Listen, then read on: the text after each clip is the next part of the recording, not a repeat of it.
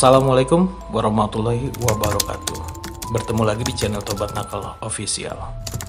Kali ini saya akan berbagi kisah nyata yang dialami seorang pendaki gunung bersama 5 temannya. Kisah ini berawal dari 6 seorang sahabat yang mempunyai hobi mendaki gunung.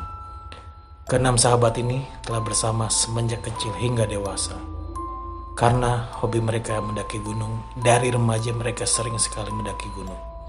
Dan gunung yang menjadi favorit mereka adalah Gunung Gede yang terletak di Jawa Barat. Sampai seringnya mereka mendaki Gunung Gede, mereka sampai hafal medan dari Gunung Gede. Karena setiap setahun 2 kali pasti mereka melakukan pendakian ke Gunung Gede. Suatu ketika mereka beranjak dewasa, mereka disibukkan dengan pekerjaan mereka masing-masing. Lebih dari 4 tahun mereka tidak bersama lagi menyalurkan hobi mereka mendaki gunung. Saking kangennya dengan hobi mereka merencanakan pendakian kembali ke Gunung Gede. Di hari yang ditentukan, mereka akhirnya pergi menuju Gunung Gede. Sesampainya mereka di lokasi pukul jam 3 sore, mereka pun beristirahat sejenak untuk melepaskan lelah. Setelah beristirahat, mereka pun melakukan perjalanan kembali untuk mendaki Gunung Gede. Singkat cerita, di tengah pendakian, salah satu dari mereka mengalami kram kaki yang membuat dia merasakan sakit yang luar biasa. Sehingga dia tidak bisa melanjutkan pendakian bersama 5 sahabatnya. Sebut saja dia bernama Iqbal. Lalu Iqbal memberitahu sahabatnya untuk beristirahat sejenak karena Iqbal mengalami kram pada kakinya. Iqbal ini adalah sosok pemberani dan menguasai medan pendakian di Gunung Gede, sehingga sahabatnya percaya dan melanjutkan perjalanan secara perlahan dan membiarkan Iqbal untuk beristirahat sejenak. Setelah beberapa menit berlalu, Iqbal merasakan kakinya sudah mulai membaik. Namun ketika Iqbal memutuskan untuk melanjutkan perjalanan, tiba-tiba hujan turun rintik-rintik. Tanpa berpikir panjang, Iqbal pun melanjutkan pendakian secara perlahan. Langkah demi langkah disusuri oleh Iqbal menembus rintiknya hujan. Di tengah perjalanan, Iqbal pun terkejut mendengar suara. Sayup saya manggil. Bang, bang. Iqbal pun sontak menoleh ke arah datangnya suara tersebut. Ternyata, suara itu berasal dari seorang gadis yang berparas manis. Iqbal pun memperhatikan gadis itu dari ujung kaki hingga ujung rambut. Gadis yang berparas manis itu mengenakan kemeja, celana jeans, lengkap dengan peralatan pendakiannya.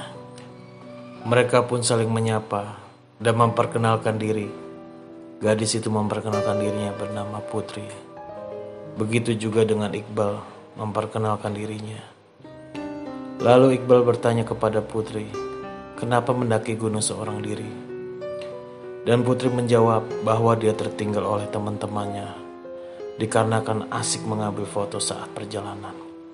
Iqbal pun bercerita bahwa dia terpisah dengan sahabatnya karena mengalami kram pada kakinya. Singkat cerita, mereka berdua berjalan terus menyusuri jalan menuju puncak Gunung Gede. Tak terasa waktu semakin larut hingga mereka berdua memutuskan untuk istirahat dan melanjutkan pendakian di esok hari. Iqbal dan Putri pun mendirikan tendanya masing-masing. Setelah itu, mereka membuat api unggun kecil-kecilan agar menghangatkan tubuh di saat mereka bercerita satu sama lainnya. Mereka bercerita tentang nikmatnya melakukan pendakian, hingga bercerita asal dan kegiatan masing-masing. Ternyata mereka sama-sama berasal dari Jakarta. Malam pun terus bergulir hingga menunjukkan pukul jam 12 malam. Putri dan Iqbal memutuskan untuk beristirahat di tendanya masing-masing. Sebelum tidur mereka membuat tantangan besok siapakah yang akan sampai duluan di puncak Gunung Gede. Keesokan harinya, Iqbal pun bangun dari tidurnya jam 5 pagi di saat kabut masih menyelimuti dan terkejut melihat tenda Putri sudah tidak ada. Dalam hati Iqbal berkata, mungkin Putri bangun lebih awal agar lebih dulu mencapai puncak gunung. Namun Iqbal kaget di tengah-tengah kabut yang masih tebal. Terlihat tas keril Putri masih ada.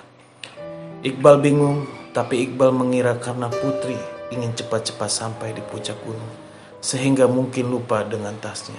Lalu Iqbal berinisiatif membawa tasnya dan memberikan tas itu kepada Putri saat di puncak gunung nanti. Ketika matahari mulai menampakkan dirinya, Iqbal pun mulai bergegas merapikan peralatan dan tendanya. Di saat kabut masih menyelimuti gunung gede, Iqbal pun melanjutkan pendakiannya dan tak lupa Iqbal membawa tas milik Putri yang tertinggal. Lalu Iqbal pun mendaki dengan langkah yang cukup cepat dikarenakan Iqbal tak mau membuat sahabat-sahabatnya khawatir tentang dirinya. Terlebih lagi Iqbal ingin bertemu Putri di puncak gunung gede dan memberikan tas milik Putri. Di saat hari menjelang siang, Iqbal pun sampai di puncak gunung gede. Sahabat-sahabatnya menyambut Iqbal dengan sapaan. "Akhirnya kamu sampai juga, Iqbal. Kami cukup khawatir denganmu. Semalam kamu tak kunjung tiba. Kami menunggumu dengan perasaan cemas." Iqbal pun menarik nafas lalu berkata kepada sahabat-sahabatnya, "Maaf bikin kalian khawatir. Semalam saya terpaksa bermalam di perjalanan dikarenakan kondisinya yang tak memungkinkan untuk saya melanjutkan pendakian." Iqbal pun bercerita kepada sahabat-sahabatnya. Semalam dia bertemu dengan seorang gadis yang terpisah dari rombongannya. Kami berdua melanjutkan pendakian bersama, hingga kami memutuskan untuk bermalam dan melanjutkan pendakian di esok harinya. Setelah Iqbal menceritakan pertemuan dengan gadis itu, Iqbal pun bertanya kepada sahabat-sahabatnya, "Apakah kalian melihat gadis yang aku ceritakan itu?" Lalu sahabatnya kembali bertanya, "Gadis yang seperti apa yang kamu maksud, Bal?" Iqbal pun menjawab, "Seorang gadis berparas manis dengan mengenakan baju kemeja dan celana jeans." Dan sahabatnya pun menjawab, "Sedari tadi pagi kami tidak melihat sosok gadis yang kamu ceritakan itu, Bal." Dengan perasaan aneh dan bingung, Iqbal berusaha tetap berpikir positif, bahwa memang Putri belum sampai ke puncak gunung. Akhirnya Iqbal dan sahabat-sahabatnya melanjutkan aktivitas dan menikmati keindahan gunung gede.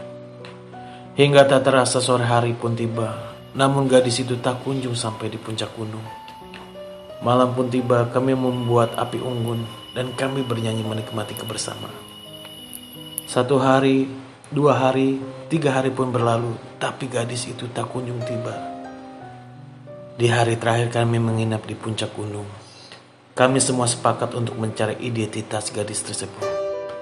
Dan benar saja kami menemukan identitas dari gadis tersebut yang bernama Putri. Dan ternyata alamat gadis tersebut tidak jauh dari alamat rumah Iqbal. Dan Iqbal pun berniat mengembalikan tas milik Putri saat di Jakarta. Iqbal tetap berpikir positif. Mungkin Putri dijemput oleh rombongannya dan langsung kembali pulang. Iqbal dan sahabat-sahabatnya merapikan peralatan dan kembali pulang. Setelah kembali ke Jakarta, Iqbal dan sahabat-sahabatnya melakukan aktivitas seperti biasanya. Iqbal berniat untuk mengembalikan tas Putri di sela-sela waktu luangnya. Setelah 3 hari kemudian, selepas Iqbal kembali dari aktivitas, dia beristirahat di sofa rumahnya dan melihat tas Putri yang masih belum dia kembalikan.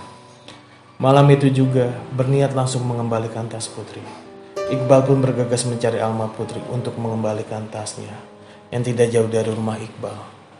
Sesampainya alamat yang dituju, Iqbal pun mengetuk pintu rumah tersebut dan mengucapkan salam.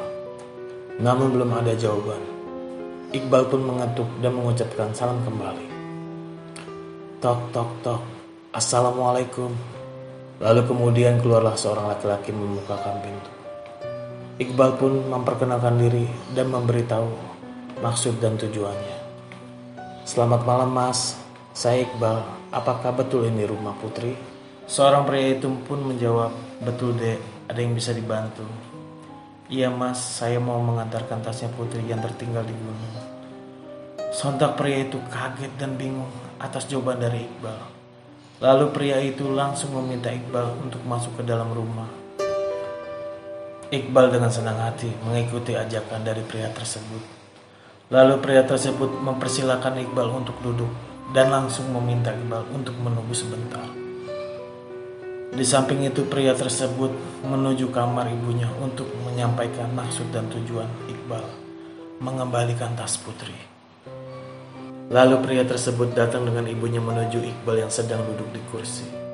Tanpa basa-basi, ibu itu langsung bertanya kepada Iqbal, "Kau menemukan tas putri ini di mana, Nak?" Iqbal dengan perasaan aneh menjawab, "Di Gunung Gede, Ibu." Lalu ibu itu bertanya kembali, "Kapan kamu menemukan tas ini?" Lalu Iqbal menjawab, "Seminggu yang lalu, Ibu. Ketika saya dan para sahabat saya mendaki Gunung Gede." Lalu Iqbal menceritakan semua kejadian terjadi saat di Gunung Gede hingga bertemu dengan putri. Ibu itu pun menangis. Mendengar semua cerita Iqbal, dengan bingung serta aneh, Iqbal pun bertanya kepada pria tersebut, "Ada apa ini sebenarnya, Mas? Kok ibu nangis?" Saya bercerita. Dengan raut wajah sedih, pria itu akhirnya menceritakan yang sebenarnya terjadi kepada Iqbal. Bahwa sebenarnya putri sudah tidak ada. Dengan perasaan bingung, Iqbal kembali bertanya, "Maksudnya, Mas?" "Iya, putri sudah tidak ada 4 tahun yang lalu, semenjak putri mengikuti kegiatan di sekolahnya, mendaki Gunung Gede." Iqbal hanya terdiam dan syok mendengar cerita pria tersebut. Tanpa sepatah kata pun keluar dari mulut Iqbal. Lalu pria tersebut mengaku kepada Iqbal bahwa dia adalah kakak dari putri. Pria itu melanjutkan ceritanya bahwa putri hilang dan tak kembali 4 tahun yang lalu. Upaya dari sekolah, keluarga, beserta tim SAR mencari keberadaan putri di Gunung Gede tak membuahkan hasil. Kakak dari putri bertanya kembali kepada Iqbal, "Kapan terakhir kamu bersama putri?" Iqbal pun menjawab pertanyaan pria tersebut. Iqbal pun menceritakan kapan terakhir bertemu dengan putri. Selang beberapa hari kemudian, Iqbal dan para sahabatnya, keluarga putri beserta tim SAR kembali ke Gunung Gede menuju lokasi terakhir Iqbal bertemu dengan putri. Sesampainya di tempat tersebut, alangkah kagetnya Iqbal melihat lokasi tersebut. Karena tempat dia mendirikan tenda dengan putri di samping adalah jurang tepat posisi putri mendirikan tendanya. Di saat itu Iqbal tak menyadari ada jurang di samping tendanya, karena ketika pagi itu diselimuti kabut yang sangat tebal. Iqbal pun memberitahukan posisinya kepada keluarga dan tim SAR. Terakhir bersama putri di sini, karena ada bekas kayu bakar dan tancapan besi bekas tenda Iqbal. Lalu Iqbal beserta keluarga putri dan tim SAR menelusuri jurang tersebut hingga ke bawah. Sesampainya di bawah, kami menemukan tulang manusia. Iqbal kembali tercengang dengan apa yang dia lihat. Terlebih lagi, tulang manusia yang dia lihat menggunakan baju dan celana persis yang putri pakai ketika bertemu dengannya. Keluarga putri bahagia dan sedih karena putri telah ditemukan walau hanya berupa tulang belulang. Dan pada akhirnya putri dikebumikan secara layak. Sebenarnya sebelum Iqbal bertemu dengan putri, ada beberapa pendaki gunung yang pernah melihat penampakan dari sosok putri. Ia dikenal sebagai arwah seorang gadis pendaki Gunung Gede. Terima kasih untuk kalian yang mau mendengarkan cerita ini sampai habis. Jangan lupa kalian subscribe, like, and comment channel Tobat Nakal Official. Akhirnya tim Tobat Nakal undur diri. Bila ada salah-salah kata, mohon dimaafkan. Terima kasih. Wassalamualaikum warahmatullahi wabarakatuh.